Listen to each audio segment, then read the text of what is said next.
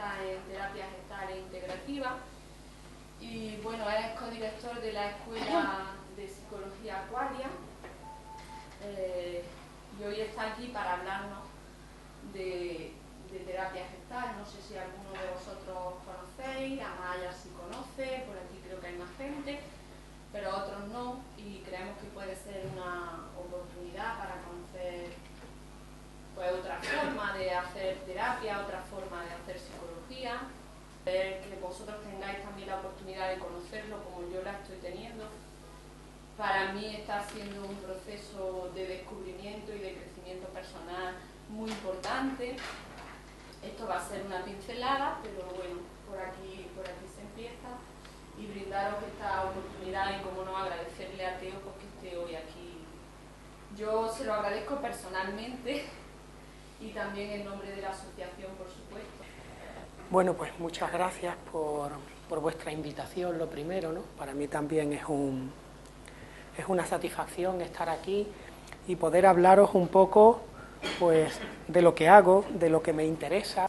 Os voy a hablar un poco de este enfoque de terapia que se conoce con el nombre de terapia Gestalt, que es una palabra que viene del alemán, porque la persona que creó la terapia Gestalt a mediados del siglo pasado era alemán, se llamaba Fritz Perls, era judío y nació en Alemania o en Austria, no estoy completamente seguro, no sé muchos datos biográficos de la persona de la que surgió la terapia Gestalt, pero sí sé que estaba vinculado a Alemania y gracias a su genialidad y a su capacidad de integrar diferentes corrientes que confluyeron en él, pues en el transcurso de su propio aprendizaje profesional, pues llegó a trabajar de un modo peculiar y distinto, que hasta ese momento pues no lo habían hecho otras personas. No descubrió nada nuevo, pero sí tuvo la habilidad de aglutinar una serie de influencias de un modo diferente, y así surgió un poco la terapia gestal. Y continuando un poco con algo de lo que me gustaría hablar, de lo que fundamentalmente me gustaría tratar es de los dos aspectos fundamentales en los que se basa la terapia gestal. Hay dos palabras clave especialmente importantes dentro de este enfoque. Una es autenticidad y otra es responsabilidad. Y estos podríamos decir que son dos de los pilares fundamentales, y me gustaría explicar un poquito acerca de esto. Comienzo por autenticidad. Autenticidad es una palabra que en este encuadre terapéutico alude no a que digamos la verdad o no la digamos, a que digamos mentiras o a que no la digamos. No tiene nada que ver con esto, en absoluto. Autenticidad hace referencia a la capacidad que tenemos de poder reconocernos a nosotros mismos lo que estamos sintiendo en cada momento y lo que nos está ocurriendo en cada momento. Puede parecer que tenemos esa capacidad, pero se comprueba que esto no es así, que frecuentemente no sabemos cómo nos sentimos o qué nos está ocurriendo,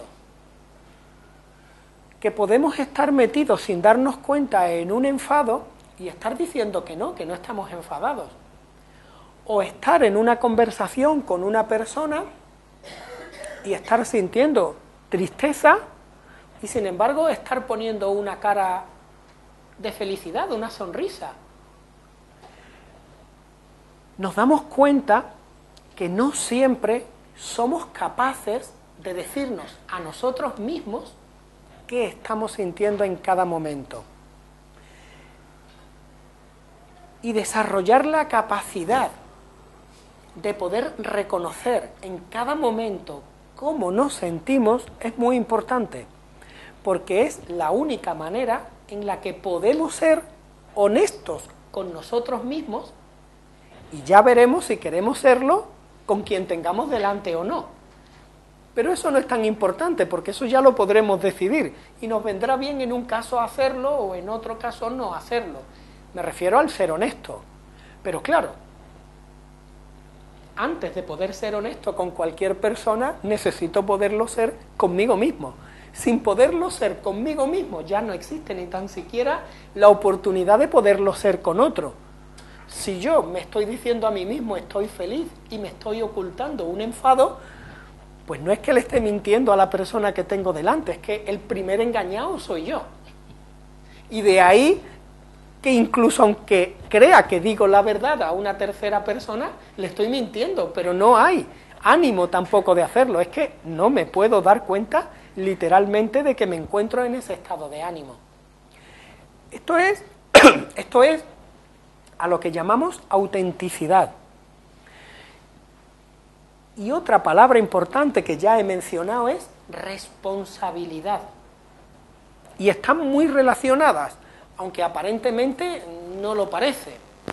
Pero en el momento que os empiece a explicar un poquito en qué consiste esto de la responsabilidad, podremos conectar ambas cosas. Cuando hablamos de responsabilidad en terapia gestal, lo que estamos hablando es de que los dueños de la experiencia que vivimos somos nosotros, que es a nosotros a quien nos corresponde asumir lo que sentimos y la experiencia que tenemos en cada momento, que no podemos achacarle la responsabilidad de lo que me ocurre a otra persona o a terceras personas. Que si en un determinado momento estoy triste o que si en un determinado momento algo me enfada, la tendencia natural que todos, casi sin excepción, tenemos es atribuir la causa de lo que me ocurre o al entorno o a las personas que están en el entorno. Esto es algo muy importante porque la inmensa mayoría de la sociedad en la que vivimos no se hace responsable de lo que experimenta y de lo que siente, en absoluto. La tendencia natural es a responsabilizar a otros y no hacerme cargo de lo que estoy sintiendo. Si estoy en una conversación, por ejemplo, con mi pareja, o con mi padre, o con mi madre, o con un hermano, o con cualquier persona, y de repente dice algo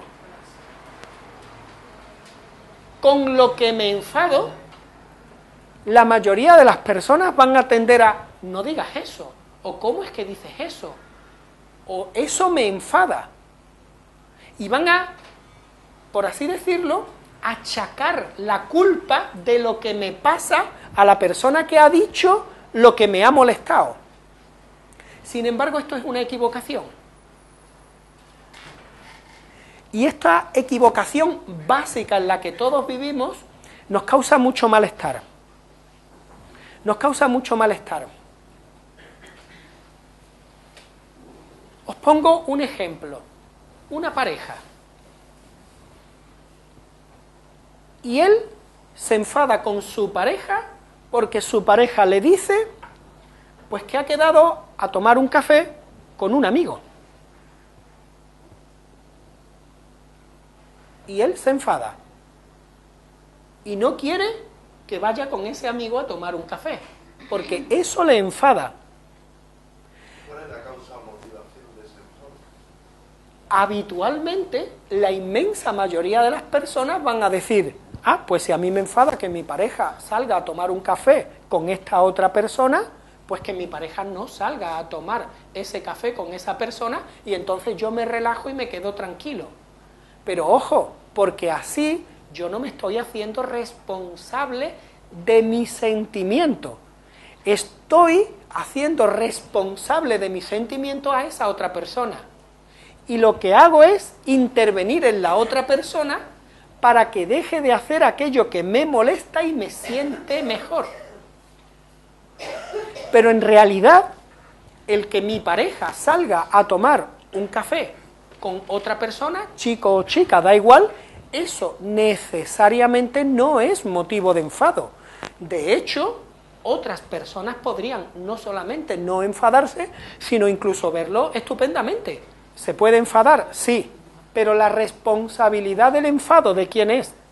De quien se enfada, no es del otro. Esto es una cosa importantísima porque en realidad mi enfado es mío y no me lo causa nadie. En todo caso, me lo causarán mis dificultades, mi no aceptación de lo que ocurre. Entonces, ¿cómo se conecta? ¿Cómo se conecta responsabilidad con autenticidad? Solo cuando tengo autenticidad conmigo mismo y puedo darme cuenta de qué siento verdaderamente, entonces me puedo hacer responsable de eso. Pero si yo tengo algún truquillo para no enterarme de lo que me pasa, pues entonces, ¿de qué me hago responsable? Me puedo hacer responsable, pero sin certeza de lo que estoy viviendo.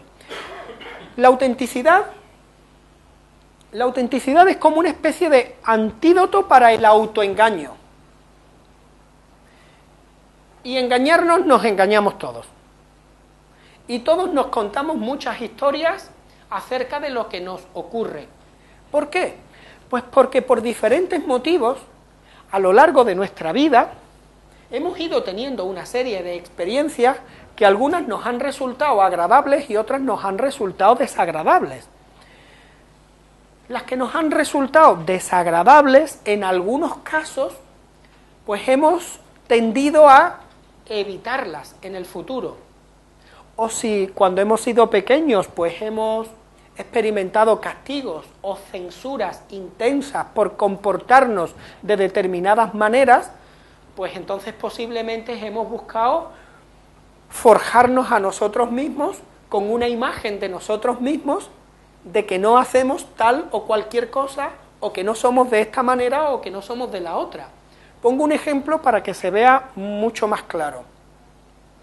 Tuve en una ocasión un paciente que vino a terapia porque estaba teniendo una sintomatología muy desagradable. De repente sentía taquicardia, sentía asfixia, tenía sudores, no dormía con satisfacción, el sueño se le interrumpía, dormía breves periodos de tiempo, se despertaba mucho. Bueno, tenía una serie de síntomas muy molestos y muy desagradables.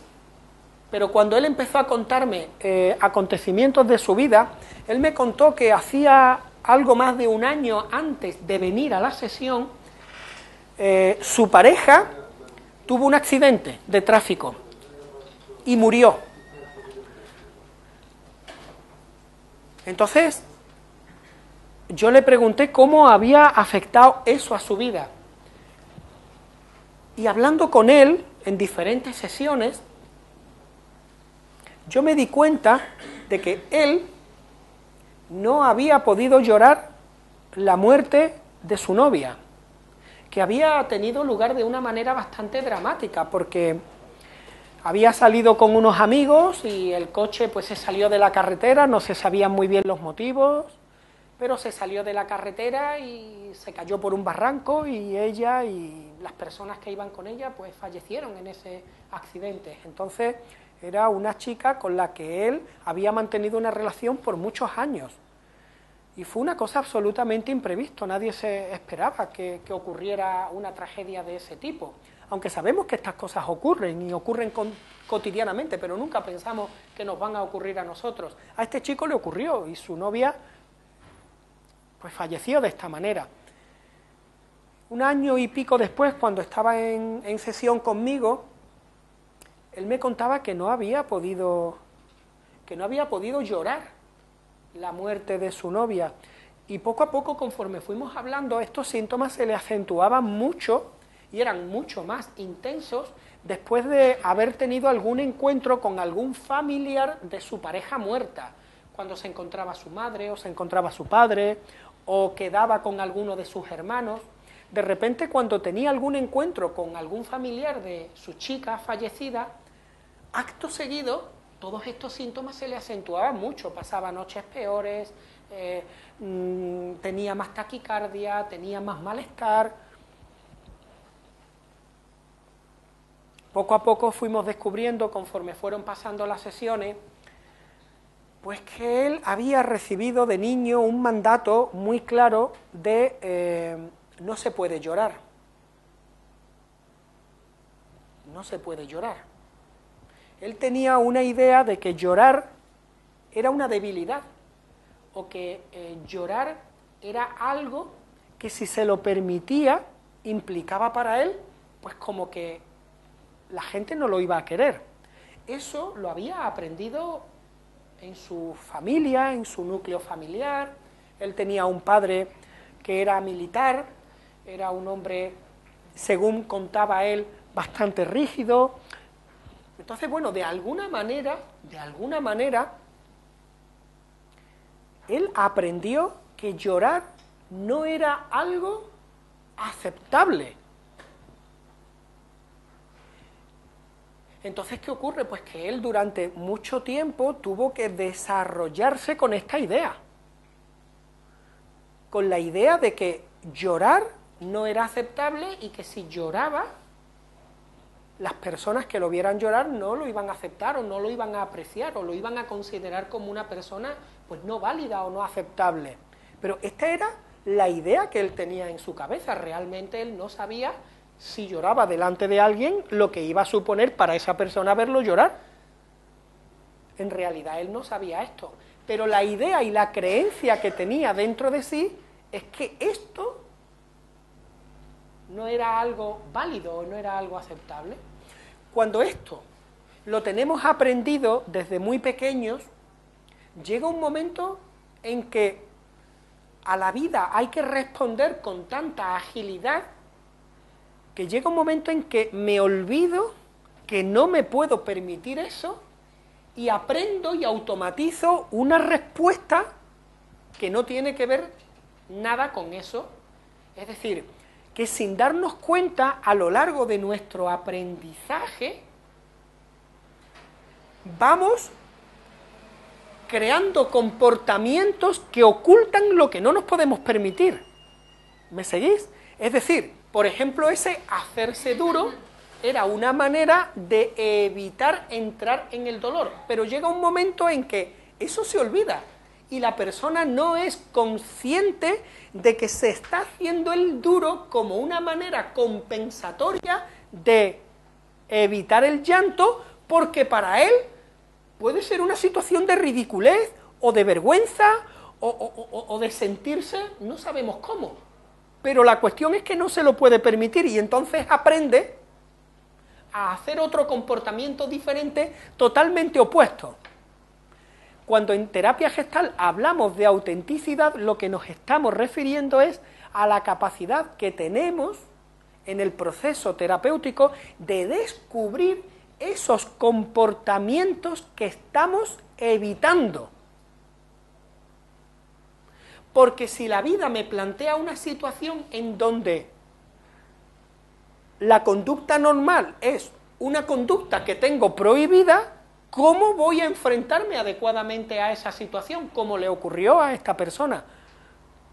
Aconteció algo terrible en su vida, pero no tenía la posibilidad, necesitaba hacerse el duro, necesitaba que todo el mundo lo viera como alguien que tenía la capacidad de no derrumbarse ante un drama como ese.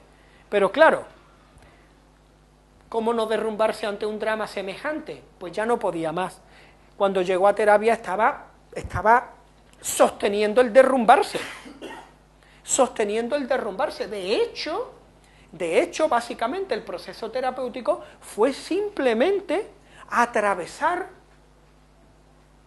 la dificultad tan grande que le suponía el poder llorar.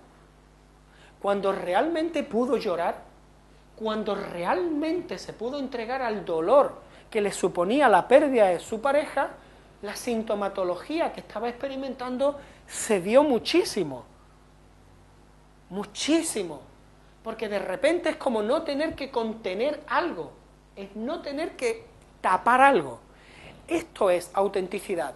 Si no tengo esta conciencia en el comportamiento habitual con las personas, si algo me ocurre con alguien, por ejemplo, este chico, que la respuesta natural fuera el llanto y no se lo puede permitir, pues va a actuar con respecto a la otra persona para evitar todas las situaciones que le puedan producir el llanto. ¿Me entendéis? Es decir, con su pareja, pues ¿qué ocurre? Pues que cuando continuamos hablando, cuando continuó el proceso, él me contaba que él no podía soportar que su pareja estuviera preocupada o que estuviera disgustada. Es decir, su pareja no podía tener momentos con él de intimidad para hablar de aquello, por ejemplo, que le entristecía o de aquello que le dolía. Es decir, la relación que tenía en realidad con su pareja era un poquito superficial porque no podían tener espacios de intimidad en donde su pareja pudiera contarle cosas íntimas que le estaban ocurriendo. Y una de las quejas que su pareja tenía con respecto a él iba en la línea de que ella le achacaba a él que no era alguien con suficiente sensibilidad como para acogerla cuando no se encontraba bien. Cuando pudimos hacer estas sesiones, esta persona pudo comprender que cuando ella le decía esto, que a él le molestaba tanto que se lo dijera, pues pudo encontrarle una explicación. Pues es cierto, yo no podía acoger en mis brazos a mi pareja cuando venía con lamentos o cuando venía con dificultades, porque sus lamentos o sus dificultades lo ponían a él en contacto con tristeza o con dolor, y él no podía, él tenía que hacerse fuerte, porque no podía permitirse el llanto o el dolor. Entonces, ¿qué ocurre? Que en su vida, habitualmente, situaciones de dolor o situaciones de debilidad de otras personas, él no podía. Su respuesta era siempre, hay que ser fuerte, hay que poder con todo, hay que tirar adelante, que es lo que él se tenía que decir a sí mismo para poder aguantar el tirón de no entregarse a la dificultad que él tenía de poder llorar. Esto es lo que significa autenticidad. Autenticidad significa que sin darnos cuenta, cada uno hemos hecho un aprendizaje que seguramente ha impedido que ciertas cosas o ciertos comportamientos o ciertas emociones las podamos vivir. El verdadero sentido que tiene la terapia gestal es la de llevarnos a este punto de autenticidad, es decir, al punto en que podamos descubrir esas emociones o comportamientos que no nos permitimos, porque uno ha ocultado tanto para sí esto y se ha explicado tanto las cosas de una determinada manera que es muy difícil que por sí mismo pueda autodescubrirse. No digo que no sea posible, que alguna persona lo pueda conseguir, pero es difícil. Se necesita normalmente de otra persona delante que vaya un poco como canalizando para que la persona quede confrontada consigo mismo, que es como llamamos en terapia gestal a este momento en donde la persona queda un poco como al descubierto, que me descubrieron o que me descubrí. No, por ejemplo, hay personas que no pueden vivir el dolor, pero hay personas, por ejemplo, que no pueden sentir el miedo. Es decir, como eso es una emoción prohibida, o hay personas que la vergüenza la tienen prohibida, o hay personas que, pues no sé, la agresividad la tienen prohibida. Es decir, cada uno, sin darnos cuenta, porque estas cosas las hemos aprendido de una manera encubierta cuando hemos ido creciendo y desde que hemos sido pequeños, y con esto en absoluto quiero decir que nuestros padres sean los responsables de eso, para nada, porque estos problemas los tenemos todos, independientemente de la familia en la que hayamos vivido, e independientemente de que nuestros padres hayan sido mejores o peores en determinados términos, porque eso es muy difícil de valorarlo. Para nada tiene que ver con los padres, tiene que ver con la combinación de las dos cosas, con la combinación de los padres y de los hijos, pero no solo, también con los profesores y con los alumnos, y tiene que ver con la cultura en la que vivimos y los miembros de la cultura, porque nunca sabemos cómo alguien va a reaccionar ante algo. Un padre con mucho amor y pensando que hace bien por su hijo, puede decirle, no, hijo mío, no llores, y creer que está haciendo un acto de amor, que le está enseñando algo bueno, a lo mejor porque su vida ha sido muy dura, o porque ha tenido que salir adelante con muchas dificultades, y en ese momento entiende que el llanto de su hijo, pues es una dificultad para él, y puede intentar decirle, no llores, no llores. Pero que un padre le diga a un hijo, no llores, no significa que el hijo eso lo reprima. Habrá ocasiones en que ocurre y ocasiones en que no. ¿Por qué? Porque ahí hay otro organismo, hay otro ser, hay otra persona en la que impactan las cosas y no sabemos cómo impactan. Entonces, no estoy diciendo que los padres o que los maestros sean responsables. No, eso es muy difícil de determinar, es casi imposible. Porque de la misma manera que yo, por ejemplo, estoy dando una charla aquí, y para algunas personas podrá ser una charla buena, interesante y le gustará, para otras personas, pues a lo mejor les resultará aburrido, o les resultará una cosa insípida y no les gustará. Es decir, yo estoy haciendo lo mismo para todos, a unos les gusta y a otros no. Es decir, que las cosas tienen un diferente impacto en cada uno, y ese impacto que tiene en cada uno depende de cada uno. Porque yo estoy haciendo lo mismo para todos, y a unos le podrá gustar mucho, a otros le podrá gustar poco, a otros le podrá gustar nada, y otros dirán, esto ha sido horroroso. ¿Entendéis esto? Bueno, somos muchos, y yo hago lo que sé y lo que puedo, y no puedo preocuparme tampoco por el impacto que va a tener en todos, porque eso no lo puedo controlar y no está en mi mano. Porque dependiendo de las creencias que cada uno tenga, dependiendo de lo que cada uno de vosotros haya vivido, dependiendo de los gustos personales, pues lo que yo estoy diciendo encajará más o menos con lo que entiende y le gustará más o le gustará menos.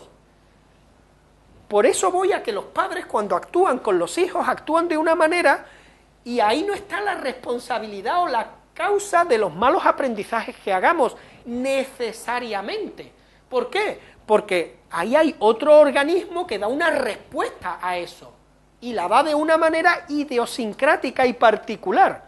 Quizás otra personita, con otra estructura, con otro cuerpo, con otra dotación genética, pues ante esos mismos comportamientos de esos padres pudiera reaccionar o hacer unos aprendizajes diferentes. Es imposible averiguar qué da lugar a un aprendizaje inadecuado. Lo único que nos corresponde es asumir que hemos tenido aprendizajes que nos pueden estar haciendo daño ahora como personas adultas. ¿Por qué? Pues porque si yo no puedo vivir el miedo, o no puedo vivir la vergüenza, o no puedo vivir el fracaso, o no puedo vivir determinadas cosas, pues entonces estoy con serios problemas ante la vida, porque la vida siempre me va a plantear situaciones en las que necesite poderme sentir de ese modo.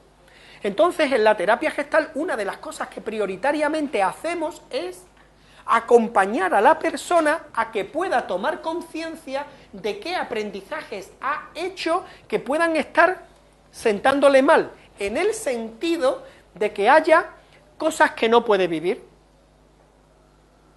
Y eso es la autenticidad, el descubrimiento, y abandonar las explicaciones que me doy para justificar que me porto de esta manera. Hay muchas personas que no soportan el fracaso.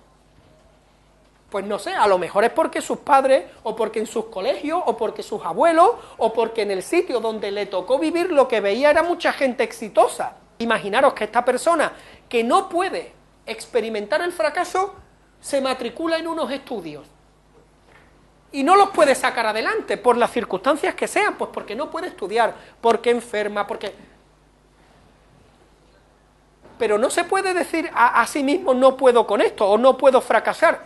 Pues entonces los abandonará como diciendo qué malos son los profesores, estos estudios que poca validez tienen, o qué ambiente más malo hay aquí, bueno, a saber, pero se contará una historia. Se contará una historia para convencerse a sí mismo de que no es que esté fracasando, porque eso no se lo puede decir, porque eso para él está prohibido. ¿Y está prohibido por qué? Porque ha aprendido de algún modo que solamente se quiere a las personas que tienen éxito. Entonces ocultará, no para los demás será una cosa derivada. Lo oculta para sí mismo, porque es para sí mismo que no puede decirse esta verdad profunda. En la terapia gestal a lo que vamos es a esto, a descubrir que no puede admitir el fracaso, porque si admite el fracaso, entonces puede hacerse responsable de él. Para concluir, lo que quería decir es, por tanto, que todos, sin excepción, vivimos en un autoengaño. Y que ese autoengaño lo sostenemos nosotros mismos sin darnos cuenta.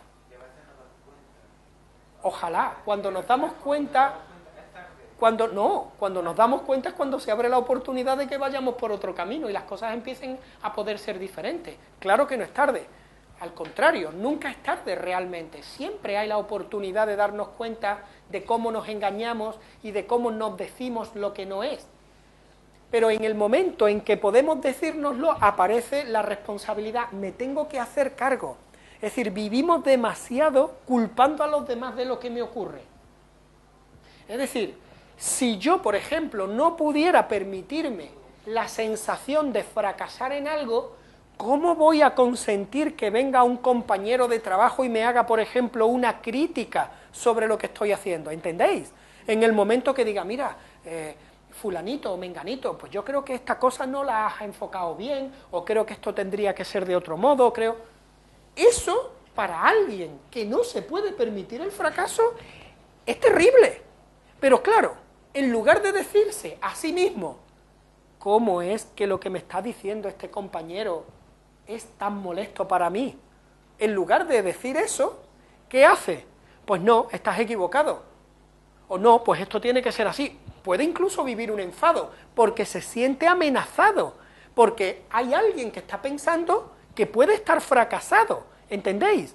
Entonces, en lugar de darse la oportunidad de descubrir cómo es que ese comentario del compañero me hace daño, le pongo la culpa y lo ataco y lo hago responsable del malestar que estoy experimentando. ¿Por qué? Porque no puedo decirme a mí mismo, quizás no lo estoy haciendo bien, pues voy a escuchar a esta persona. Es decir, eso lo puede hacer alguien que no tenga miedo a fracasar o miedo a que sea sorprendido en un error. Quien tiene este miedo interno, pues no puede tener una relación natural con compañeros de trabajo en donde se puedan dar opiniones acerca del trabajo que hace cada uno, y tiene un problema. Y otro problema adicional es echarle la culpa al otro. A ver, claro, en alguien que tiene una hipersensibilidad al fracaso no puede consentir una crítica o no puede consentir un comentario. De hecho, cualquier comentario que le haga a otra persona lo va a vivir como una crítica, cuando a lo mejor es un comentario perfectamente constructivo. A lo mejor es incluso un comentario que podría venirle bien y que incluso podría llevarle a hacer mejor su trabajo, pero él lo interpreta como una amenaza.